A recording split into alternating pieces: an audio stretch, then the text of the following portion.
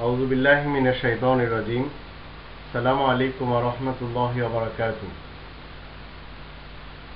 কিছু লোক এই পৃথিবীতে নিজেদেরকে বলে আমরা সুন্নি, আবার কিছু লোকেরা এই সুন্নি শব্দটির তাফসীর করেন যে যারা শোনা কথাকে প্রাধান্য দেয়।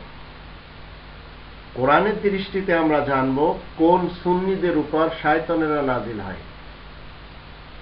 কোরআনের 26 নম্বর সূরা শুআরা এর 221 থেকে নিয়ে 223 আয়াতে আল্লাহ তাআলা বলছেন, হাল উনাব্বিউকুম আলা মান তানাজ্জালু শায়াতিন, আমি কি তোমাদেরকে বলে দেব কার উপরে শয়তান দল আরোহণ করে। ব্যক্তিত্বের চাহিদা যে শয়তান, এই শয়তান দল কাদের উপরে নাজিল হয়। তানাজ্জালু আলা কুল্লি আফাকিন আথিম, প্রত্যেকটি মিথ্যাবাদী গুনাহগারের উপরে সে অবতরণ করে।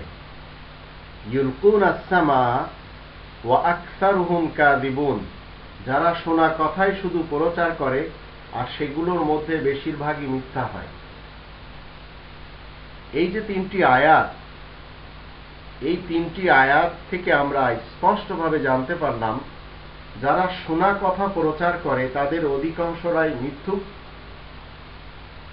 যে সমস্ত লোকেরা এই পৃথিবীতে ধর্মের জয়গান গেয়ে যাচ্ছে, কল্পনার অনুসরণ করে তারা মানুষকে বিভ্রান্ত করে যাচ্ছে, তাদের জানা উচিত রাসূল কারীম যখন যখন ইসলামের দাওয়াত দিতেন তখন তখন ওনার কাছে এই কোরআন থাকত, যার প্রমাণে 50 নম্বর সূরা কফের 45 নম্বর আয়াতে বলা হচ্ছে, নাহনু আ'লামু বিমা ইয়াকুলুন, আল্লাহ বলেন আমি খুব ভালো করেই জানি মানুষেরা যা কিছু বলে বেড়াচ্ছে।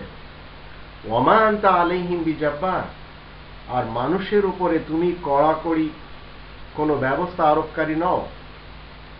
ফাযাক্কির বিল কুরআনি মান ইয়াখাফু ওয়াঈদ, তোমাকে উপদেশ দিতে হবে কোরআনের সাথে, আর যারা আমার শাস্তি থেকে ভয় করে তারাই কেবল এই কথাগুলি মানবে।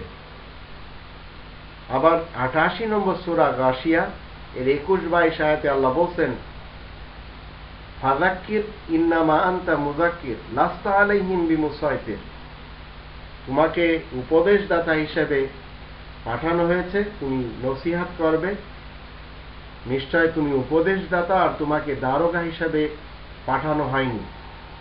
তো যে সুন্নিরা শোনা কথাকে মেনে এই কোরআন থেকে চেক না করে জীবন কাটায়, তাদের উপরে শয়তানেরা অবতরণ করে, এটি সত্য কথা কোরআনের দৃষ্টিতে।